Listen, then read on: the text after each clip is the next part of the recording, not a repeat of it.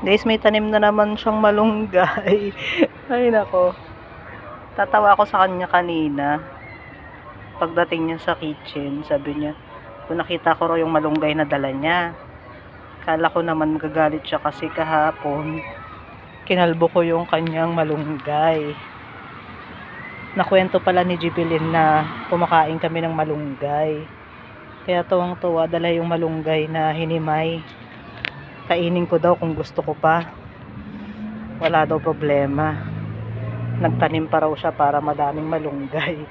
Tapos pinakita ko yung tinola ko. Sabi niya, paano ko daw niluto yung malunggay?